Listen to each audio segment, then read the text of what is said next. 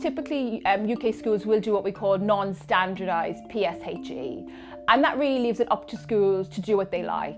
It is recommended that there will be some sex education, but once that's fulfilled, the hour can be filled with any other activities that the teacher may actually want. Healthy Minds brings to it a structure like we traditionally see for maths, English, languages, and the science subjects. We're particularly excited about this programme because economists have known for a number of years now that soft skills, character and health leave a long arm on adult outcomes, including traditional labour force outcomes, income, educational attainment, and also not related to the labour market, such as marriage, whether or not people decide to have children.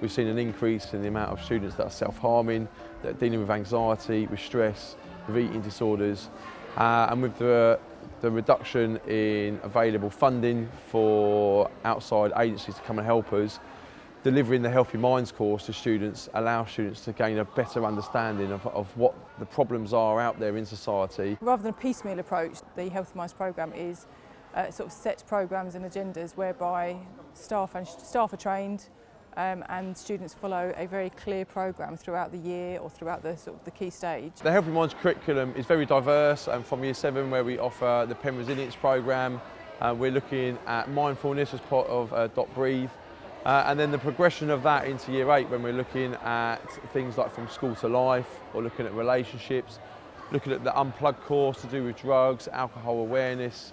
And all of those courses are very relevant in today's modern school society. Over the last 5 years, this treatment group of Healthy Minds has really helped our year in specifically, as we understand each other's feelings better, we understand situations a lot more in depth rather than what it is on the surface. I've been resilient by coping because last year my mum died and I have coped through it, and Healthy Minds have helped me because it's shown me how to act and how to overcome obstacles, because I used to go to her all the time. It was hard to find someone to trust. It's made me a calmer person.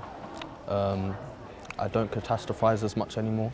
I was probably quite snappy to make decisions in the past. I feel like it's helped me to slow down, assess the situation. We think of the outcomes of Healthy Minds in 3 different buckets. So you have traditional health outcomes, so that's the child's physical health, whether or not they're feeling well and able to go about their daily activities. The second one is internalizing behaviour, and that's how I feel inside myself, my emotional responses. So when something happens to me, how I react and how much anxiety it fills me with. And my third is my externalizing behaviour, so whether or not I tend to lash out.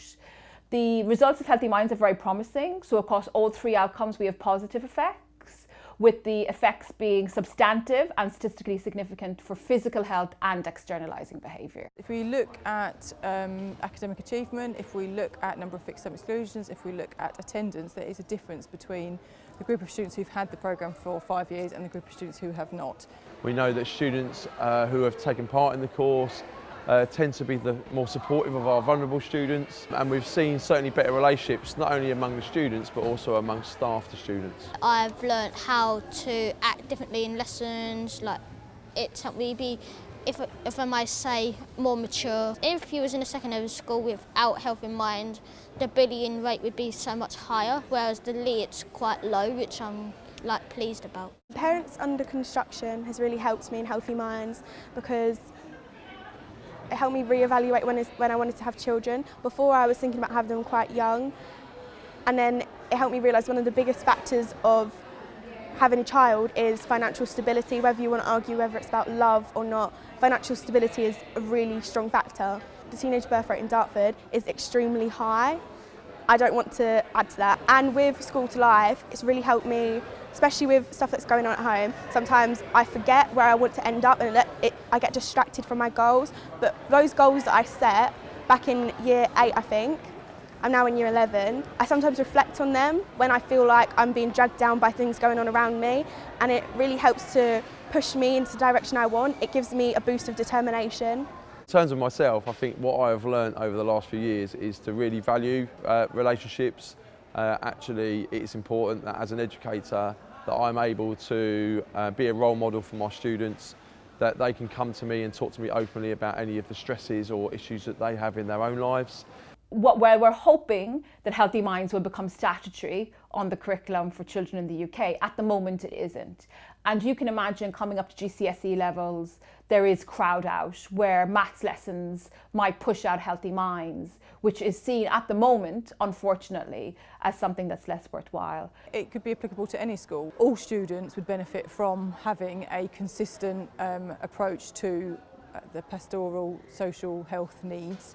And I can't say that any school wouldn't benefit from it, because all children need that kind of education. I study the Fourth Industrial Revolution, and I'm interested in the type of skills that are going to still be needed in a decade's time, given what's coming on stream from patents and from big firms.